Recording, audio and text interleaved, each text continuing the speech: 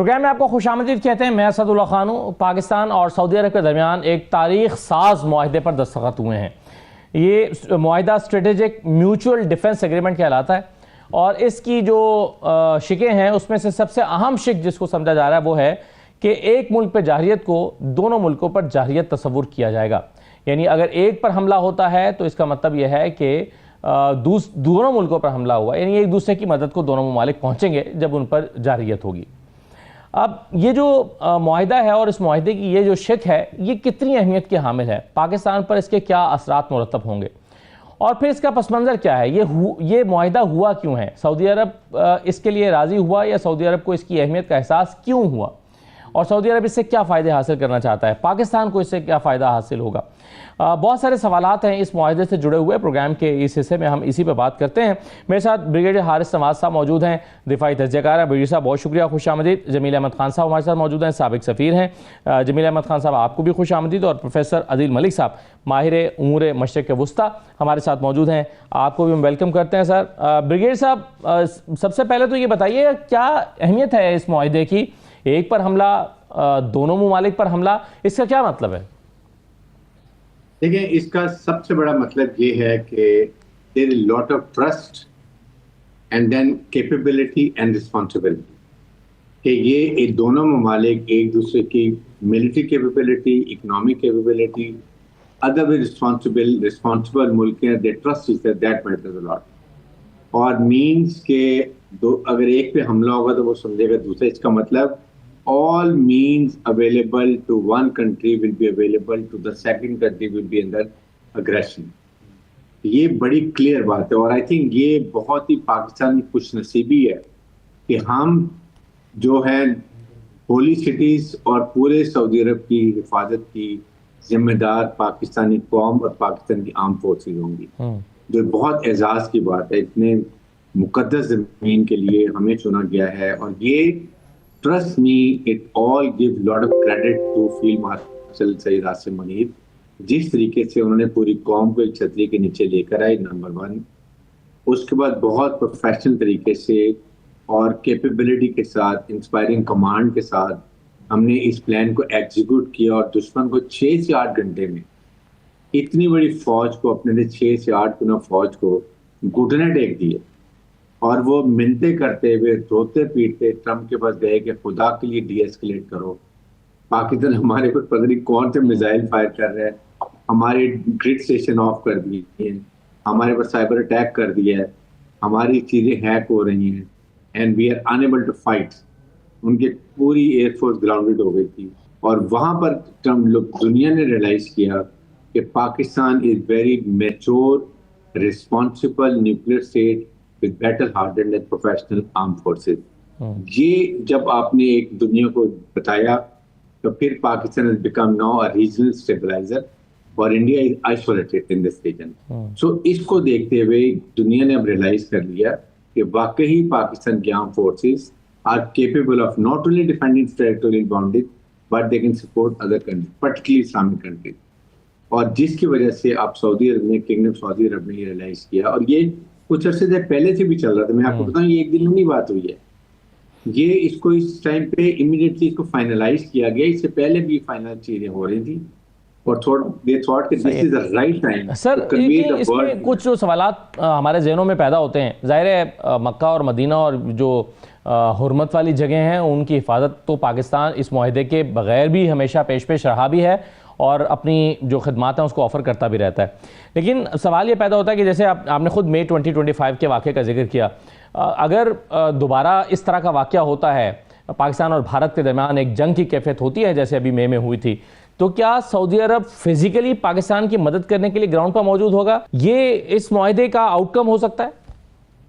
دیکھیں پاکستان کے اوپر کہیں سے اگر انڈیا کی بات ہوتی ہے تو 100% جو ہے وہ سعودی عرب پاکستان کی سپورٹ کرے گا, ملیٹریلی, اکنامیکلی. جب کہتے ہیں کہ ایک ملک کے اوپر حملہ ہوگا تو وہ سمجھے گا میرے پر حملہ ہوا ہے. ایران کے ساتھ آپ نے دیکھا کہ ابھی جب اسلامک کانفرنس ہوئی دوحہ میں, they were all together. Iran is not a threat. Iran is no more a threat. نہ پہلے کبھی threat تھا.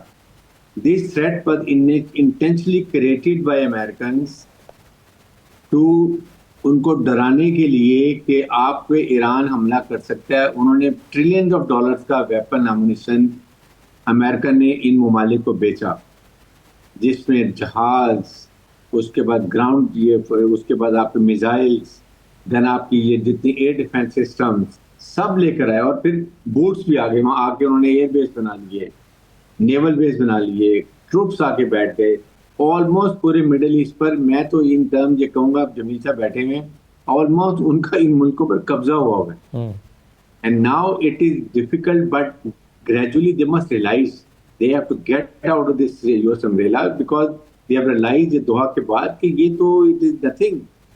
یہ اسرائیل has said کہ میں صرف ایک پاور ہوں مڈل ایسٹ میں، اور امریکن ان their part ان کے بیک پہ کھڑے ہوئے ہیں، اور اسی لیے ابھی آج جس کمپنی نے ممالک نے کہا کہ ہمارے بھی ایک پہ حملہ ہوگا تو ہم سمجھیں کہ سارے 7 جس ملک پر حملہ ہو گیا، ابھی سوچ ان کی بدلنی شروع ہو گئی ہے۔ اور سعودی عرب پاکستان کا یہ جو ہے دیکھیں یہ، اور یہ ہمارے تعلقات بہت پرانے بھی ہیں۔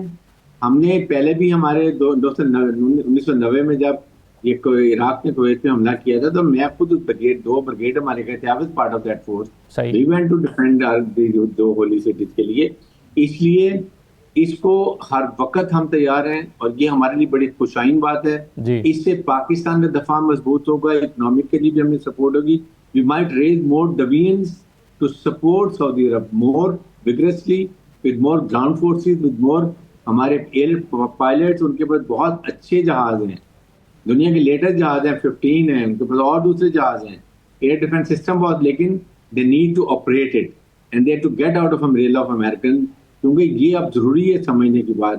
I think پاکستان نے اپنے آپ کا لوہا خود بنوایا ہے۔ جی بالکل صحیح ہے۔ مئی 2025 کے بعد بالکل پاکستان کے بارے میں دنیا کا جو پرسپیکٹیو ہے وہ تبدیل ہو گیا، اور پاکستان کی جو دفاعی صلاحیت کے حساب سے جو قدر و منزلت ہے اس میں کئی گنا اضافہ ہوا۔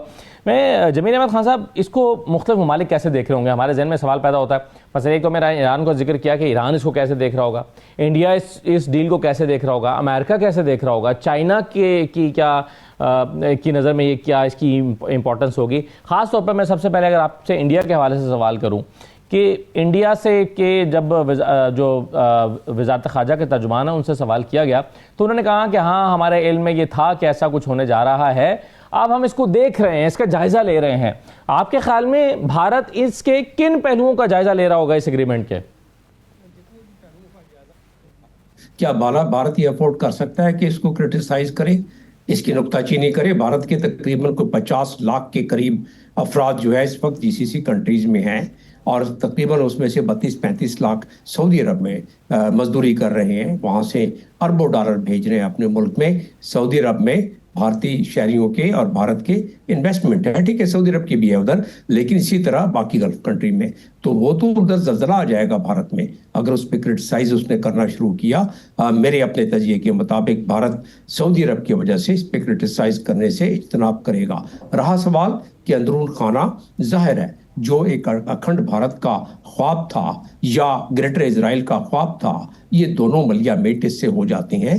اس خاص طور پر معاہدے کے بعد اس معاہدے کے بڑے 2 اہم پہلو ہیں، ایک انٹرنیشنل بین الاقوامی قوانین کے تحت اس کی مربوطی اور مضبوطی ہے، اس کو میں 1 منٹ میں ایکسپلین کر دیتا ہوں، اور دوسرا اس کا پہلو یہ ہے کہ پاکستان اس پورے ملک میں ایک نیٹ سیکیورٹی پرووائڈر کے طور پر ابھرا ہے مارکہ حق کے بعد، جیسے بریگیڈ صاحب بھی فرما رہے تھے۔ مارکہ حق میں پاکستان نے اپنے زور بازو اور پاکستان نے اپنی کیپیسٹی، پاکستان نے اپنی کیپیبلٹی کا جو مظاہرہ کیا ہے، اس کی وجہ سے پاکستان کا پروفائل بڑھ گیا ہے، اور وطن عزیز کے یہ تمام میرے ہم وطن اس چیز کو عنقریب جان جائیں گے کہ پروفائل بڑھنے کا مطلب آپ کے پاسپورٹ کی وقت بڑھے گی، اور پروفائل بڑھنے کا مقصد اس قسم کے معاہدے جو آپ نے کل دیکھا ہے سعودی عرب سے پاکستان کا معاہدہ، ٹھیک ہے ہمارے بہت پرانے درینہ تعلقات ہیں، ہمارے 1967 میں پہلا ہم نے ڈیفنس کوآپریٹو ایگریمنٹ سائن کیا تھا، لیکن وہ ڈیفنس پیکٹ نہیں تھا، وہ ایک دوسرے کی سرزمین پہ حملہ ہو تو دوسرا ملک اس میں کودنے کا کوئی ذکر نہیں تھا۔ ہم نے میں خود حصہ رہا ہوں ٹاسک فورس کا، اور میں نے خود معاونت کی ہے حکومت پاکستان کی طرف سے سعودی عرب میں، جب یہاں سے پاکستان نے اپنے وہاں معاونت بھیجی، وہ دوسرے معاہدے کے تحت تھی، وہ اس معاہدے میں تو بڑے کھلے الفاظ میں ہے، اور اس وقت پاکستان ایک نیوکلیئر ملک نہیں تھا۔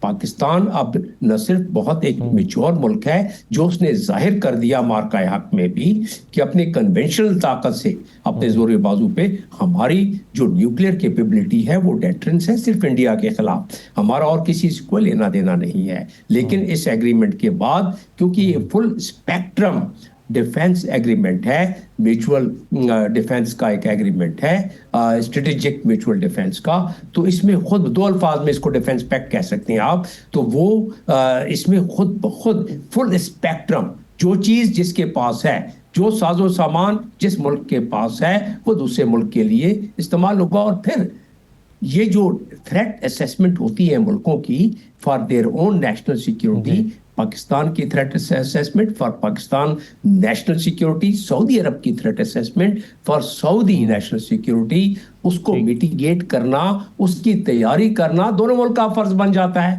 قانوناً۔ باقی تو اخلاقاً ہم کرتے رہے ہیں، حرمین شریفین ادھر ہے، پاکستان 25 کروڑ عوام کے وہاں دل دھڑکتے ہیں، اب ان کے پاس ایک بین الاقوامی قانونی فریم ورک آ گیا ہے کہ 25 کروڑ عوام وہاں پہنچ جائیں، بین الاقوامی قوانین کی خلاف ورزی نہیں ہو سکتی، اس لیے کہ ہم نے معاہدہ کر لیا ہے۔ وہ اب اگر خدا نہ خواستہ کبھی یہ دوبارہ کھلواڑ کرنے کی کوشش کرے انڈیا، تو خیر ہم تو پتہ ہے اس کو کہ کیا اس کا نتیجہ نکلے گا، جس طرح پچھلی دفعہ اس کے دندان شکن جواب دیا گیا تھا۔ لیکن اب سعودی عرب بیچ میں آ جائے گا، اس کو یقیناً اس معاہدے کے تحت اس پر ایک قانوناً فرض ہوتا ہے۔ یہ اور بات ہے کہ ہمارا برادر ملک ہے، ویسے بھی اس نے ہر دور میں سینکشن کے دوران، ہمارے نیوکلیئر بلاسٹ کے بعد جب سینکشن لگی، ہمارے 65 میں ہماری مدد کی ہے، اس نے کافی ہمارے ساتھ کھڑا رہا ہے سعودی عرب۔ تو اب اس کو ہم نے فارملائز کر لیا۔ اب اس کا اثر خطے پہ کیا پڑے گا؟ چائنا، آپ نے ایران کا ذکر کیا، چائنا ایران کے پہلے سے معاہدے ہیں، بڑے اچھے معاہدے ہیں، چائنا اور سعودی عرب کے بڑے اچھے مراسم ہیں۔ آپ نے دیکھا کہ پچھلے چند سالوں میں، بلکہ چند مہینوں میں، سعودی عرب کے ساتھ ایران کے معاملات طے ہو گئے۔ جو پہلے تھا یو ای میں، جو گریٹر تھم، وہ سمالر تھم اینڈ بگر جو تھم، جو ان کے جزیرے ہیں جس پر ان کا ایک بہت عرصے سے تنازع چل رہا تھا، اب آپ اس کو سننے میں نہیں آتا، تو ان کو پتہ پڑ گیا ہے کہ ان کو کامن تھریٹ ان کو کہاں سے ہے۔ کامن تھریٹ گریٹر اسرائیل کا ہے، اسرائیل کی طرف سے ہے، جس کی ایک اس خطے میں ٹریڈیشنلی ریلائنٹ تھی، ان کی ریلائنس یو ایس پر، وہ بالکل صحیح ہے سر۔ اب آپ ذرا، آپ کی گفتگو سے جو سوال میرے ذہن میں پیدا ہو رہے ہیں کہ ہم جب اس کو سیلیبریٹ کر رہے ہیں یا ہم اس پہ خوش ہو رہے ہیں، اور خوش ہونے کی یقیناً بات ہے، اس سے ہماری دفاعی صلاحیت میں بھی اضافہ ہوگا اور ہماری طاقت میں اضافہ ہوگا، اس سے ہم اسے پروفیسر عادل ملک صاحب کس تناظر میں دیکھ رہے ہیں؟ اس کی ضرورت یعنی پاکستان کا، چونکہ ابھی ریسنٹ ایک انسیڈنٹ انڈیا کے ساتھ ہوا ہے، تو فوری طور پہ ہمارا تناظر تو یہ بنتا ہے کہ ہمارے لیے ایک انڈیا تھریٹ ہے، اور ہم جہاں سے بھی چاہیں اپنی صلاحیت میں اضافہ کریں اور جتنی طاقت بڑھا سکیں بڑھائیں، وہ کسی بھی صورت میں ہو، جیسے اب یہ سعودی عرب کے ساتھ ایک معاہدہ ہوا ہے۔ آپ کے خیال میں سعودی عرب اس کو کیسے دیکھ رہا ہوگا، اور کیا اس کا کوئی تعلق امریکہ کے ساتھ بھی بنتا ہے؟ یعنی امریکہ کے لیے بھی اس میں سے کچھ پہلو ہیں دیکھنے کے، امریکہ کیسے دیکھ رہا ہوگا؟ دیکھیں، پاکستان کے لحاظ سے تو یہ بات بالکل سمجھ میں آتی ہے کہ ایک ایسی دنیا کی طرف ہم بڑھ رہے ہیں جہاں پہ جو ملٹی پولر سٹرکچر ٹوٹ رہا ہے، تو جتنے آپ کی ویرائٹی آف الائنسز ہوں گے وہ اچھے ہیں۔ مثلا یہ کہ ہمارے ٹرکی کے ساتھ، چائنا کے ساتھ، یو ایس کے ساتھ بہت اچھا الائنس ہے، سعودی عربیہ کے ساتھ ہمارا ہسٹوریکلی اچھا الائنس ہے، اس کو ہم فارملائز کریں۔ لیکن سعودی پرسپیکٹو سے اس لحاظ سے امپورٹنٹ ہے کہ سعودی کا جو سیکیورٹی آرکیٹیکچر ہے وہ بہت زیادہ ڈیپینڈ کرتا ہے یونائٹڈ اسٹیٹس کے ساتھ۔ جو امریکہ ہے، امریکہ کے ساتھ 1960 کی دہائی میں بڑا فائدہ ہوا سعودی عربیہ کا امریکہ کے ساتھ، کہ سعودی عربیہ کا جو تیل ہے وہ امریکہ اس کو ہیلپ کرے گا مارکیٹ کرنے میں اور ڈیولپ کرے گا، اور ان ریٹرن سعودی عربیہ کو امریکہ سیکیورٹی پرووائڈ کرے گا۔ اب جو سعودی عربیہ ہے وہ بدلتے حالات کے تحت، جس میں امریکہ کی پاور نیچے ہو رہی ہے، اور جس طریقے سے اسرائیل نے قطر پہ اٹیک کیا، اس نے امریکہ کو بھی انڈرمائن کیا۔ ایک لیول پہ. تو اب سعودی پرسپیکٹو سے یہ امپورٹنٹ ہے کہ وہ ڈیورسفائی کریں اپنے سیکیورٹی ڈیپینڈنس کو. امریکہ کے آربٹ میں پاکستان بھی ہے, امریکہ کے ہی آربٹ میں سعودی عربیہ بھی ہے, لیکن جس طریقے سے پاکستان ڈیورسیفائی کرتا ہے چائنا کے ساتھ بھی تعلق قائم رکھ کے, اسی طریقے سے سعودی عربیہ کوشش کر رہا ہے کہ وہ ڈیورسیفائی کرے اور پاکستان کے اوپر جو سیکیورٹی ڈیپینڈنس ہے وہ. دوسری بات جو امپورٹنٹ ہے وہ یہ کہ تمام مسلم دنیا میں پاکستان واحد نیوکلیر اون پاور ہے. یہ جو پاکستان کے ساتھ سیکیورٹی ارینجمنٹ تھی یہ ایجپٹ کے ساتھ بھی کی تھی, لیکن ایجپٹ میں ایک تو بیٹل ہارڈنڈ آرمی نہیں ہے جس طرح پاکستان کی آرمی, اور وہ نیوکلیر آرم ہے.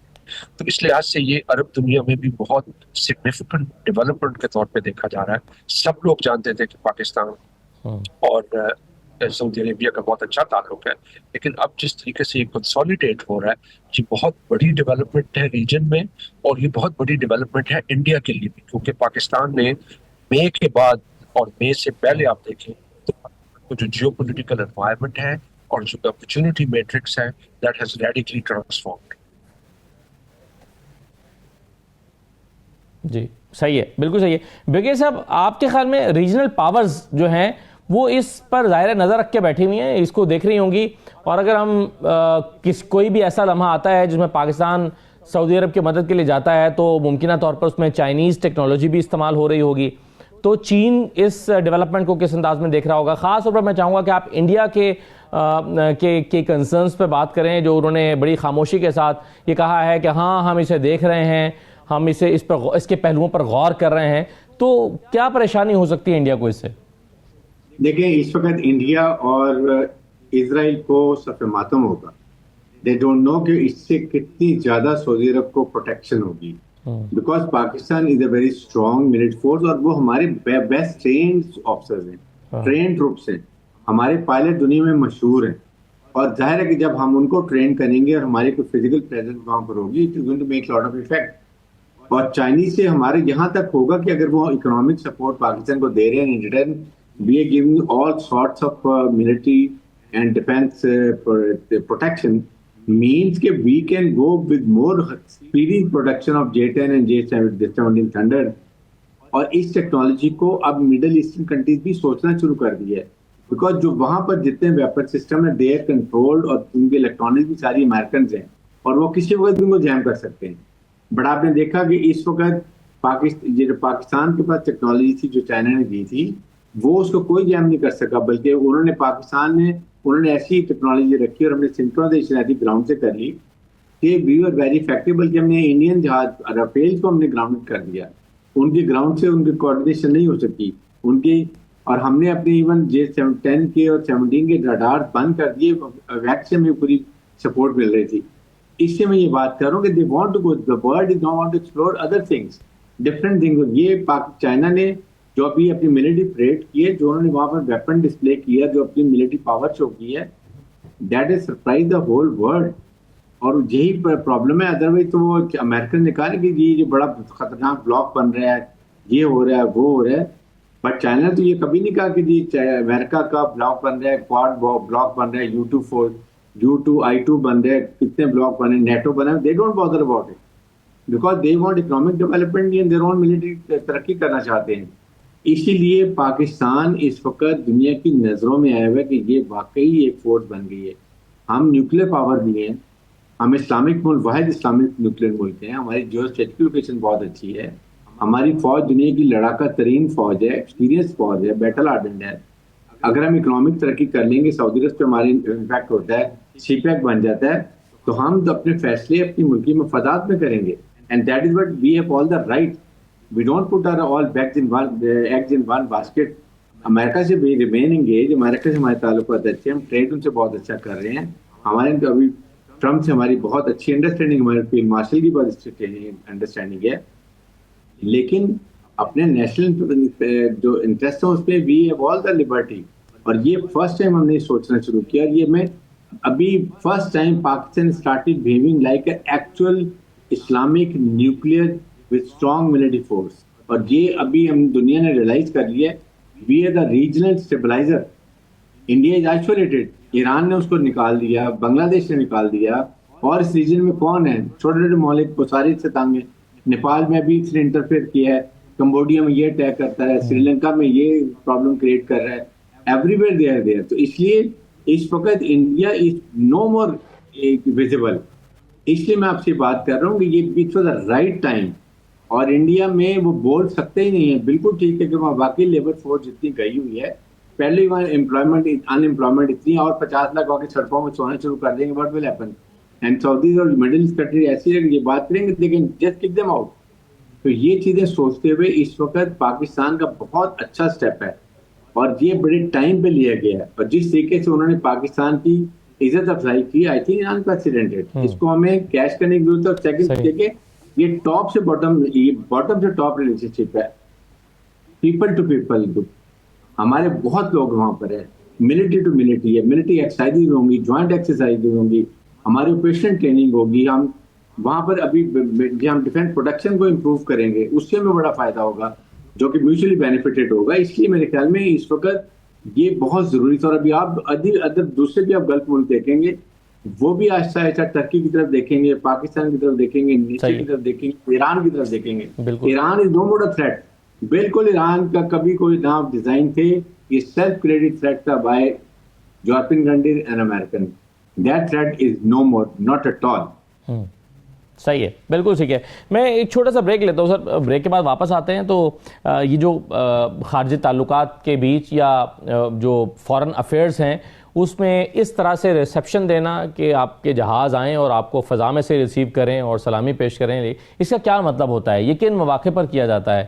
اس کی سگنیفیکنس کیا ہوتی ہے؟ ذرا اس پہ بھی بات کرتے ہیں. اور پھر ریجنل پاورز کے حساب سے, جیسے بریگیڈیئر صاحب نے کہا کہ پاکستان ایک سٹیبلائزر ہے, یعنی اگر پاکستان اتنی بڑی طاقت نہ ہو اور اس طاقت کا اظہار نہ کرے تو چھوٹے چھوٹے ممالک کو شاید انڈیا ویسے ہی کھا جائے. جو کبھی سری لنکا میں ہم نے اس کی انٹرونشن دیکھی ہے, کبھی نیپال میں دیکھی ہے, کبھی بھوٹان میں دیکھی ہے. تو ان ممالک کو کے لیے بھی انڈیا جو ہے وہ انڈیا کے مقابلے میں پاکستان ایک سٹیبلائزر ہے اس ریجن میں. اس کی کیا امپورٹنس ہے؟ ایک چھوٹے سے بریک کے بعد واپس آتے ہیں.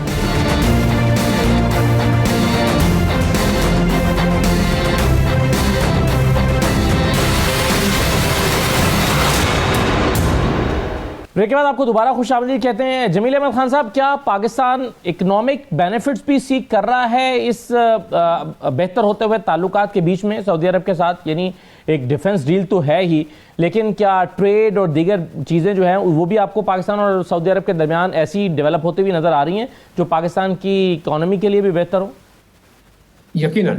لیکن دیکھیں, میں بتاتا چلوں کہ انٹرنیشنل جیو پولیٹکس میں یا انٹرنیشنل ڈپلومیسی میں it's mutual interest and mutual respect.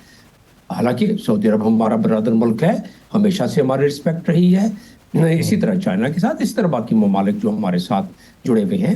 تو لہٰذا آپ کیش کرا سکتے ہیں. لوگ کہہ رہے ہیں اس کو, میں تو یہ نہیں کہوں گا, میں کہوں گا میوچول بینیفٹ ہے اس کا, کیونکہ ایک اس خطے کی سب سے مضبوط اور مربوط اکانومی جو سعودی عرب ہے, جس کی کہ 1 ٹریلین کے قریب صرف ساورن فنڈ ہے باقی چیزوں کے علاوہ, اور پاکستان جس کی کہ عسکری قوت اس پورے ریجن میں سب سے بڑی ہے, بلکہ پوری اسلامک دنیا میں سب سے بڑی ہے. تو پھر یہ تو میوچول بینیفٹ کی بات ہو گئی. آپ کے سوال کا جواب یس, اکنامیکلی کل ہی اناؤنس ہو گیا نا کہ ہم اکنامیکلی یہاں پروجیکٹس لے کے آئیں گے. اور کیونکہ دیکھیں وجہ کیا ہے, اگر آپ کی اکانومی مخدوش ہے تو نیشنل سیکیورٹی کا آپ کو خطرہ تو ویسے ہی ہو جائے گا نا. آپ کے سپاہی سالار نے جب بزنس کمیونٹی سے یہاں ڈسکس کر رہے تھے 2 برس قبل, تو انہوں نے کیا ذکر نہیں کیا تھا کہ ہماری اس وقت نیشنل سیکیورٹی عسکری نہیں ہے, بلکہ نیشنل سیکیورٹی ہماری اکانومی ہے. اور یہ اکانومی کی جو بربادی لے کے آئے ہیں, ہمیں اپنی گریبان میں بھی جھانکنا پڑے گا. پچھلے چند دہائیوں سے جو ہمارے اکابرین ہیں, سیاسی اکابرین خاص طور پر, جس طریقے سے انہوں نے اس ملک کے انصرام کا بیڑا غرق کیا ہے, یہ اس کی وجہ سے ہے. لیکن اب اس معاہدے کے بعد وہ جو مخدوشیت ایک ہے وہ اس پہ آٹومیٹکلی ختم ہونا شروع ہوگی, کیونکہ یہ جس ملک نے ہمارے ساتھ معاہدہ کیا ہے, ڈیفنس پیکٹ کیا ہے, یہ اس کے انٹرسٹ میں بھی یہی ہے کہ پاکستان کی جو کمزوری ہے اس کو دور کیا جائے, اور ہمارے انٹرسٹ میں یہ ہے کہ سعودی عرب کی اگر کوئی گیپس ہے تو اس کو امپروو کیا جائے. یہ تو ایک لازم اور ملزوم چیز ہو جاتی ہے.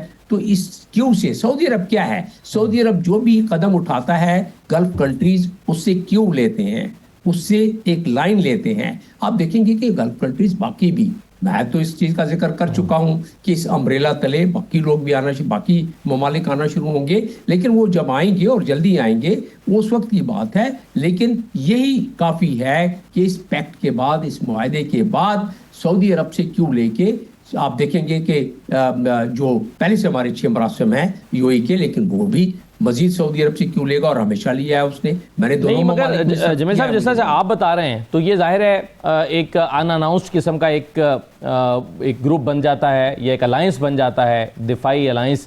تو پھر ایسے میں بڑی طاقتیں فوراً انسیکیورٹی فیل کرتی ہیں. کیا آپ کے خیال میں امریکہ کے لیے یہ بات کنسرن کا باعث ہوگی؟ دیکھیں, امریکہ کو اس چیز کا علم ہے کہ پاکستان امریکہ کے انٹرسٹ کے خلاف یا انٹرسٹ پر کو کوئی قدغن نہیں پہنچا رہا. اسی لیے تو امریکہ نے بھی ہم سے تعلقات بہتر کرنی ہے اور ہم نے اسے کرنی ہے. اسی لیے اس نے انڈیا کی ڈوبیس پالیسی کی وجہ سے اس سے اپنے تعلقات خراب کرنی ہے. اسی لیے ہمارے فیلڈ مارشل کو, پہلا فیلڈ مارشل, پہلا سپہ سالار, جس کو وائٹ ہاؤس میں نہ صرف کھانا دیا گیا 1 گھنٹے کے بجائے 2 گھنٹے دیا گیا, اس کے بعد اوول آفس کا اس کو دورہ کرایا گیا. اور اوول آفس اگر آپ ٹریڈیشنلی اس کا ریسرچ کریں تو آپ کے ریسرچرز بتائیں گے اس کا مطلب یہ ہوتا ہے signalling from United States that this country is important to us. So of course Pakistan is important to United States also. اور کیا کہا ڈونلڈ ٹرمپ نے, کہا کہ پاکستان ایک اسٹیبلائزر, جو بریگیڈ صاحب بھی ذکر کر رہے تھے, کہ اسٹیبلائزر کے طور پر اس پورے ریجن میں ہے. اور پاکستان وہی کام کر رہا ہے. پاکستان امریکہ کے خلاف یا کسی اور ملک کے خلاف تو کام نہیں کر رہا ہے.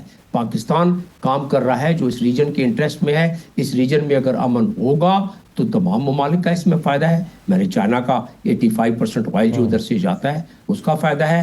امریکہ چاہتا ہے کہ اس کے 19 جو بیسز ہیں یہاں مڈل ایسٹ میں اور گلف کنٹریز میں وہ برقرار رہیں, ان کو ادھر سے نہ کھیڑا جائے. پاکستان کو اس پہ کیا اعتراض ہے؟ کوئی اعتراض نہیں ہے, بلکہ وہ پاکستان بالکل صحیح, بالکل ٹھیک ہے. تو اس کا مطلب یہ ہوا جیسا آپ کہہ رہے ہیں, اس طرح تو مجھے دادا جو ہوتا ہے, اور اس پر پروفیسر عظیم ملک صاحب آپ ذرا اپنی رائے کا اظہار کیجیے گا کہ کیا یہ کہنا صحیح ہوگا پھر کہ پچھلے کچھ عرصے میں پاکستان کی اہمیت میں عالمی سطح پر اضافہ ہوا ہے؟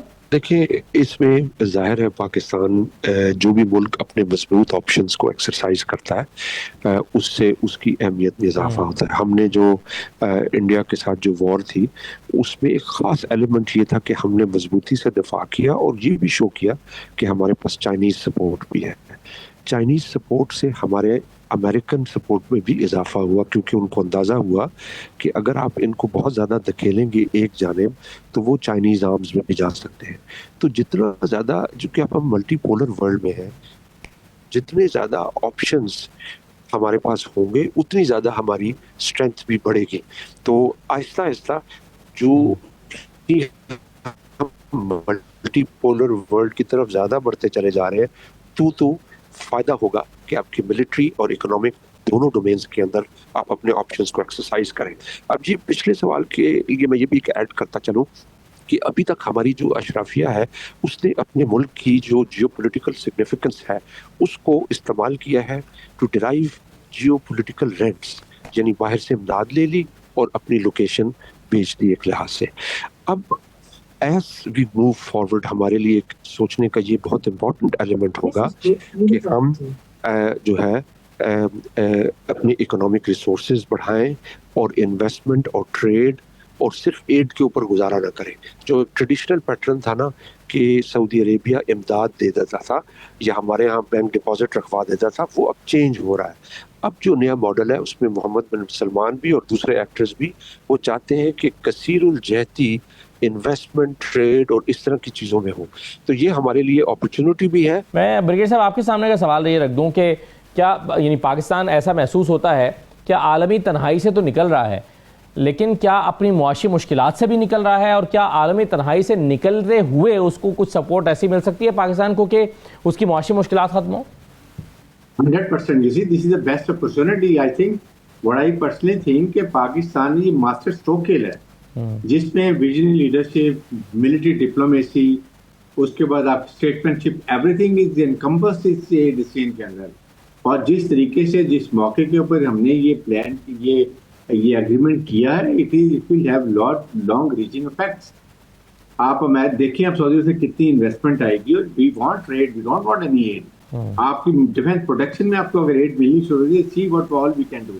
وی have lot of capacity and we have lot of skilful man power جو آپ کے لیے کر سکتی ہے. We can have our own. ہم اپنی آرمر بنا سکتے ہیں, APC بنا رہے ہیں آلریڈی. ہم J10 J17 یہاں پر اسمبل کر رہے ہیں, مینوفیکچر کر رہے ہیں. یہ چیزوں کو ہم اور بوسٹ کر سکتے ہیں. ہمارے پاس اور بہت کیپیبلٹیز ہیں. PF ہم کہاں لے جا سکتے ہیں. This we can supply to the middle eastern countries and it is uninterrupted supply. Nobody will stop it. جو کہ وہاں سے امریکن سے تو یورپ سے تو ہر وقت آپ کے ایمبارگو لگ جائے گا وہاں پہ, جب وہ وہاں پہ اسرائیل کا ایشو آئے گا. تو اس لیے میں یہ بات کہتا ہوں, now their thinking has change. They started looking in different directions. They have learned a lesson کہ یہ عارضی تھا وہاں پر جو امریکن امبریلا ملا ہوا تھا, وہ ان کے اپنے انٹرسٹ ہیں ان کے اوپر, وہ بھی ان کو جکڑا ہوا ہے. ان کے اوپر یہ تلوار لٹکی ہوئی کہ اگر آپ ہماری بات نہیں مانتے تو ڈیموکریسی کی تلوار لٹکی ہوئی ہے کہ وی ول گو اینڈ ٹرائی کہ جس ملک میں آپ نہیں مانیں گے وہاں ہم ڈیموکریسی لے آئیں گے. کنگڈم کو تھریٹ کرتے ہیں, سارا پیسہ امریکہ میں ہے, وہاں وہ فریز کر دیتے ہیں. ابھی I think investment should be coming to Islamic country and Pakistan is one of major player. اور ایون انڈیا کے اندر سے بھی بہت آپ کی دیکھیں وہاں ٹریڈ اب شفٹ ہوگا وہاں سے. China has stop giving raw material, جو زیادہ تر انڈسٹری کے را مٹیریل چائنا چاہتا تھا.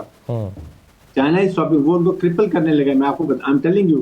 اور یہ چیزیں اگر پاکستان کا CPEC بنتا ہے اور ہم اکنامک یہ اسٹیبلٹی پولیٹیکل اور یہ لے آتے ہیں, سیکورٹی انوائرمنٹ بہتر کرتے ہیں, بزنس فرینڈلی انوائرمنٹ کرتے ہیں, تو we have lot of scope. Balochistan میں کتنا گولڈ, کتنا بالکل صحیح ہے. لیکن یہ سیکورٹی چیلنجز جو ہیں سر, اس سے ہم نمٹ پا رہے ہیں, اس سے نکل پا رہے ہیں؟ یہ بھی تو ایک بڑا چیلنج ہے. This is what is General Asim Munir as a field marshal, he has spoken to American. انہوں نے پاکستان کی بات کے نقطہ نظر کو سمجھا. انہوں نے BLA کو اور مزید بریگیڈ کو انٹرنیشنل ٹیررسٹ آرگنائزیشن ڈکلیئر کیا. یہ انڈیا کے لیے بہت بڑا دھچکا تھا. Gradually they have realized, they appreciate کہ Pakistan is the only country جو گلوبل ٹیررزم کے خلاف سنگل ملک لڑ رہے ہیں. 24 ٹیررسٹ آرگنائزیشن ہے بلوچستان میں, افغانستان میں, جو پاکستان لڑ رہا ہے. اور امریکن جاتے ہوئے $7 بلین کا ویپن ہم نے چھوڑ کے جو ہمارے خلاف استعمال ہو رہا ہے. Americans have realized, I think they will start giving at least military support to us, تاکہ ہماری کیپیبلٹی ان سے بہتر ہو. جو ان کے ٹیررسٹ کے اور جیسے ہاتھ میں ویپن ایمونیشن لگا, نائٹ وین ڈیوائسز ہیں ان کے پاس, اور بہتر ساخت کے ویپن ایمونیشن ہیں. یہ ساری چیزیں ہمیں اگر ملتی ہیں, we are going to eliminate terrorism. China اپنی سپورٹ میں, بیکاز اس ترکستان موومنٹ جو ہے وہ چائنا کو تھریٹ ہے. اسی لیے وی وانٹ کہ یہ افغانستان پیسفل مینس کہ ہماری کنیکٹیوٹی سینٹرل ایشیا سے بلوچستان اور گوادر کی ہو جائے گی, CPEC بن جائے گا. صحیح ہے. سو پاکستان کے لیے نئی اپرچونٹیز کے راستے کھل رہے ہیں, اور پاکستان انہیں ایکسپلور کر رہا ہے اپنی ٹریڈ کے لیے بھی, اپنی ڈیفینس کو بہتر کرنے کے لیے بھی. بہت شکریہ بریگیڈیئر صاحب پروگرام میں شرکت کرنے کے لیے. جمیل احمد خان صاحب آپ کا بھی, پروفیسر عادل ملک صاحب پروگرام میں شرکت کرنے کا شکریہ. ایک چھوٹا سا بریک لیتے ہیں, بریک کے بعد واپس آئیں گے تو بات کرتے ہیں. اسلام آباد ہائی کورٹ اس وقت تنازعات کی زد میں ہے. ایک جج صاحب کو کام کرنے سے روک دیا گیا ہے, 3 ججز صاحبان نے کام چھوڑ رکھا ہے, 2 دن سے وہ عدالتوں میں نہیں بیٹھے ہیں, ان کے کیسز کی سماعت نہیں ہو رہی ہے. کیا ہو رہا ہے؟ کیا اسلام آباد ہائی کورٹ کے چیف جسٹس صاحب نے جنہوں نے جج صاحب کو کام کرنے سے روکا, اس پر ڈیبیٹ جو ہے جو ہو رہی ہے کہ کیا ان کے یہ اختیار میں تھا یا نہیں تھا. تو ان تمام پہلوؤں میں بات کرتے ہیں, ہمارے ساتھ رہیے.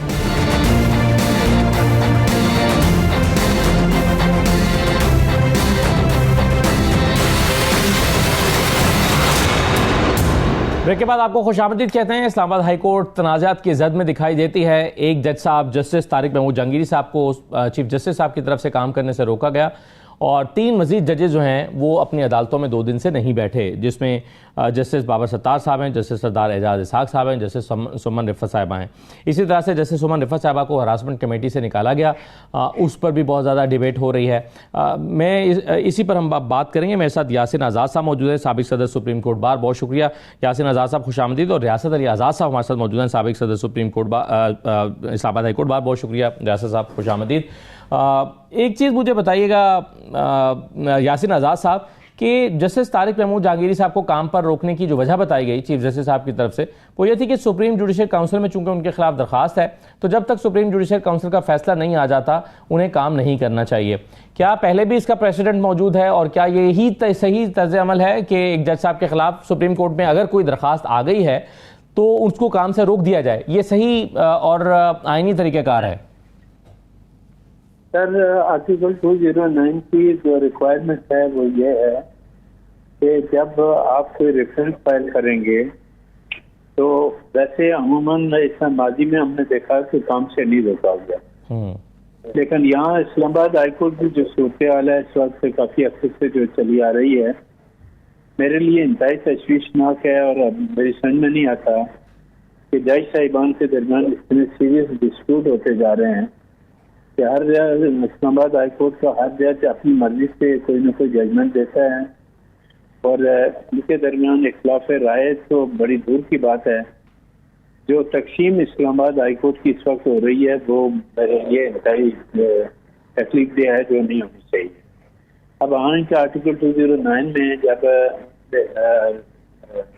جہانگیری صاحب کا جو تعلق ہے، ایک پٹیشن تو سندھ ہائی کورٹ کے اندر فائل کی گئی تھی جس میں اسٹے اپڈیٹ کیا جا رہا ہے کہ ان کی ڈگری جو ہے وہ اصلی نہیں ہے، جعلی ہے. جی اب یہ تو مجھے نہیں پتا کہ وہ اصلی ہے یا جعلی ہے، لیکن ظاہر ہے کہ وہ ایڈوکیٹ تھے، پہلے ایڈوکیٹ جنرل اسلام آباد بھی رہے اور اس کے بعد جا کے جج بنے. اور یہ جو اختلاف رائے جو ہے کافی عرصے سے سپریم کورٹ سے سٹارٹ ہوا اور اس وقت اسلام آباد ہائی کورٹ اس وقت سب سے زیادہ عروج پہ ہے، اور وقتاً فوقتاً جو جج صاحبان کے ججمنٹ آتے ہیں بعض اوقات، اس طرح ابھی خاتون کے ججمنٹ سے متعلق آیا ہے کہ ان کا جو ایمانداری نے کوئی پٹیشن فائل کی جی اور اس میں انہوں نے اٹھا کے شو کا نوٹس، وہاں تک صحیح ہے مجھے نہیں پتا، جو سننے میں آ رہا ہے صحیح ہے، تو انہوں نے اٹھا کے نوٹس جو ہے نا چیف جسٹس کو کر دیا. آئین کا آرٹیکل نہیں سر، مگر اب اس میں آپ کی رائے واضح طور پر کیا ہے کہ اگر ایک جج صاحب کے پر یہ الزام ہے کہ ان کی ڈگری جعلی ہے یا اصلی ہے تو کیا پہلے یہ ثابت کرنا پڑے گا پھر دوبارہ سے وہ اپنے کام کو ریزیوم کریں گے؟ کیونکہ الزام تو کوئی بھی لگا سکتا ہے اور ریفرنس کوئی بھی فائل کر سکتا ہے. اس طرح تو اگر 10 ججز ہوں اور 10 کے 10 پر ریفرنس آ جائے تو کیا 10 کے 10 کام کرنا چھوڑ دیں گے یا ان کو کام چھوڑوا دیا جائے گا؟ یہ ایک سوال اٹھ رہا ہے. نہیں، میرے کہنے کا مطلب یہی ہے کہ اگر ایسی کوئی صورتحال تھی تو کام سے نہیں روکا جانا چاہیے تھا، کام ان کو کرنے دیتے. اور آپ نے جب ریفرنس فائل کر دیا آرٹیکل 209 کا تو پھر جو کونسل کے ممبر ہیں انہوں نے ڈیسائیڈ کرنا ہے کہ آپ کسی کو کام سے روک سکتے ہیں یا نہیں روک سکتے، یہ کونسل پہ چھوڑ دیتے. ٹھیک ہے، تو زیادہ بہتر تھا، جو نہیں ہوا. صحیح. اب جو صورتحال ہے چونکہ معاملہ ریفرنس کو چلا گیا لیکن خود آنریبل ہائی کورٹ نے ان کو کام سے روک دیا گیا، جی وہ میرے نزدیک مناسب نہیں تھا. یہ معاملہ کونسل پہ چھوڑ دیتے، کونسل کمپیٹنٹ ہے کہ انکوائری کے دوران اگر کسی کو بالکل ٹھیک ہے، بالکل صحیح ہے. سر دوسرے معاملے میں آتا ہوں کہ باقی ججز نے کام چھوڑ رکھا ہے، وہ بھی ایک کنٹروورسی ہے، لیکن اس سے پہلے اس پر آپ اپنی رائے کا اظہار کر دیجیے گا ریاست صاحب کہ یہ جو طارق محمود جہانگیری صاحب کو کام سے روکا گیا اور اس کی وجہ یہ بتائی گئی کہ آپ پر چونکہ سپریم جوڈیشل کاؤنسل میں شکایت آ گئی ہے تو آپ تب تک کام نہ کریں جب تک وہ ڈیسائیڈ نہ ہو جائے. اس کا پریسیڈنٹ موجود ہے. بسم اللہ الرحمن الرحیم. دیکھیے اسد بھائی، بڑی امپورٹنٹ بات ہے کہ یہ آبجیکشن کیس تھا. 1 سال پہلے سنگل بینچ نے یہ سنا تھا اور اس کے بعد انہوں نے آبجیکشن ڈیسائیڈ کے بغیر ایڈجرن کر دیا تھا، ڈیٹ ان آفس تھی. اب دوبارہ آبجیکشن کیس ڈی بی نے سنا ہے اور اس چیف جسٹس نے سنا ہے جس کے خلاف مسٹر جسٹس طارق محمود جہانگیری صاحب سپریم کورٹ میں ان کے خلاف پٹیشنر ہے جنہوں نے ان کی سینئرٹی کو چیلنج کیا ہوا ہے. تو اس پہ لا ہے کہ نو ون کین بی اے جج فار ہز اون کاز. اور جو ان کے ساتھی بردر جج جو ان کے ساتھ تھے ان کے خلاف بھی ایک وارنٹو فائل ہوئی. سوال یہ بھی نہیں ہے، دیکھیں جو ریٹ ہے نا وہ کسی بھی جسٹس ہائی کورٹ ہو سپریم کورٹ ہو اس کے خلاف لائے نہیں کرتی. ریٹ کے لیے چونکہ آرٹیکل 199 آئین کے اندر دیا گیا کہ اگر الٹرنیٹ ریمیڈی اویلیبل ہو تو ریٹ مینٹینیبل ہی نہیں ہے. تو الٹرنیٹ ریمیڈی تو جیسے یاسین آزاد صاحب فرما رہے ہیں 209 کے تحت اویلیبل تھی اور اس کو اویل بھی کر لیا گیا، ریفرنس فائل ہو گیا. اب اس پہ ایک بڑی ججمنٹ ہے 2010 P L D supreme court 61 جس کے اندر یہ ہولڈ کر دیا گیا ہے کہ کوئی بھی بردر جج دوسرے بردر جج کو کام کرنے سے نہیں روک سکتا، نہ اس کے جوڈیشل اختیار لے سکتا. یہ سپریم کورٹ آف پاکستان کی ججمنٹ ہے. تو میں سمجھتا ہوں کہ جب ہم پیش ہوئے تو اس کے دوران جو آرڈر وہاں پہ سنایا گیا، وہاں کا آپ آڈیو ویڈیو ریکارڈ نکلوا لیں. ہمارے بیرسٹر جہانگیر جدون صاحب نے وہ اپلائی بھی کر دیا ہے. انہوں نے جو آرڈر یعنی بار کونسل اسلام آباد، ڈسٹرکٹ بار، ہائی کورٹ اور کورٹ روم نمبر 1 کھچا کھچ وکلا سے بھرا ہوا تھا، وہاں جو آرڈر ڈکٹیٹ کروایا گیا، انہوں نے کہا کہ ہم تو اس کو ڈیسائیڈ ہی نہیں کر رہے، اگر ضرورت پڑی تو آپ کو سن کے ڈیسائیڈ کریں گے، جب تک سپریم کورٹ جوڈیشل کونسل اس کو ڈیسائیڈ نہیں کرتی ہم اس کو ارجن کریں. سارے وکلا باہر چلے گئے.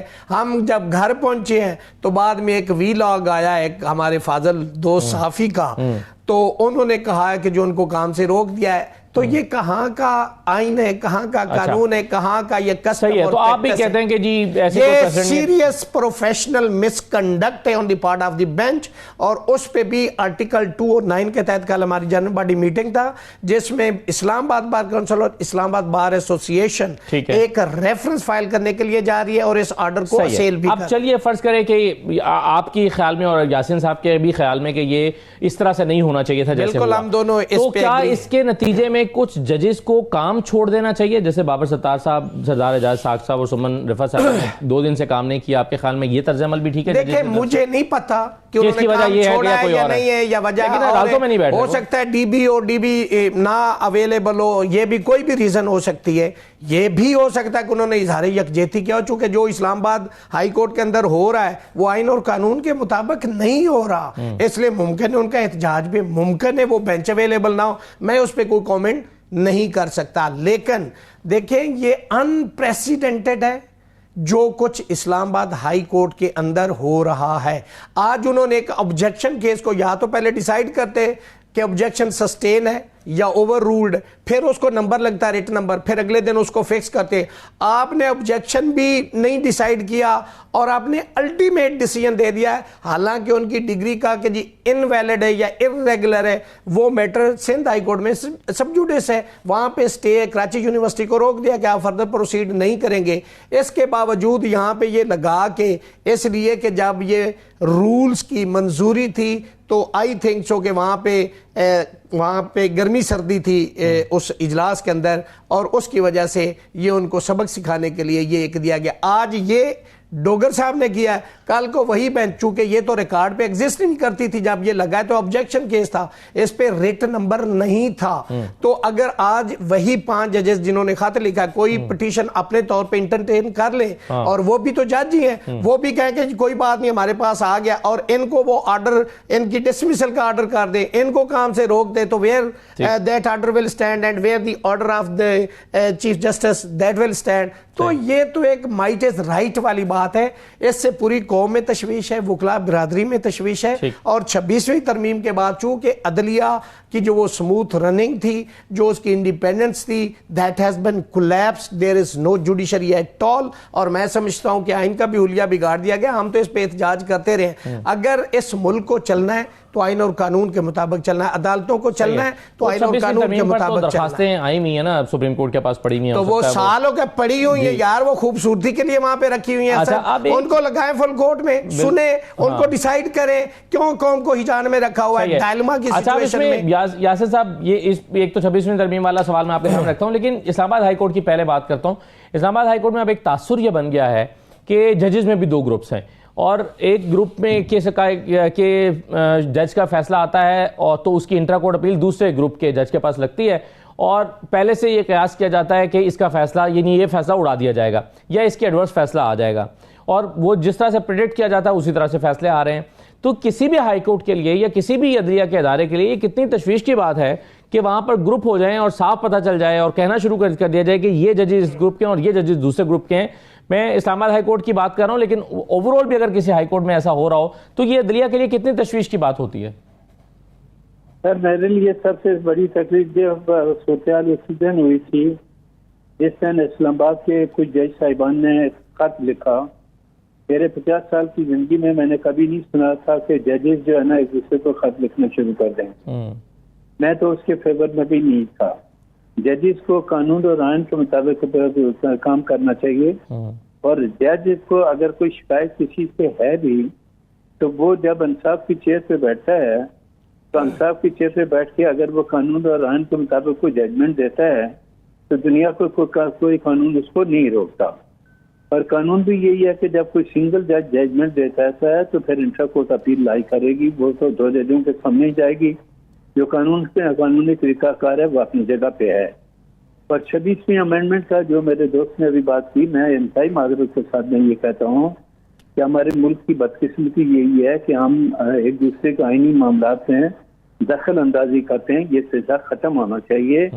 कानून साजी का इख्तियार सिर्फ पार्लियामेंट के पास है। पार्लियामेंट के पास अगर 2/3 मेजॉरिटी है और वो कोई कानून साजी करती है तो वो करने का हक। हाँ, लेकिन इवन देन सर उस पर समाअत तो हो सकती है ना, अगर दरखास्तें आमी हैं समाअत करके और कोई फैसला यही फैसला आ जाए कि भाई वो इख्तियार पार्लियामेंट का है और रद्द हो जाए दरखास्तें। नहीं, मैं उसी पे आपकी बात का जवाब दे रहा हूँ। जी जी। और अगर कोई ये समझता है कि जो अमेंडमेंट आईनी अमेंडमेंट आई है ठीक है और उसमें ये खराबी है तो उसके लिए कानून की तशरीह करने का इख्तियार राइट सर, बिल्कुल ठीक है सर। वक्त खत्म हो गया, माजरत चाहता हूँ सर, बहुत शुक्रिया आपका भी। 175 साहब आर्टिकल 3 भी देखना था ना, अगर आपने ये तरमीम की है तो उसके तहत जो सेपरेशन ऑफ पावर की थ्योरी थी वो तो बर्बाद हो गई। आपने एग्जीक्यूटिव के मजीद बात रियासत साहब होगी, अभी वक्त खत्म हो गया, इजाजत दीजिए, अल्लाह हाफिज।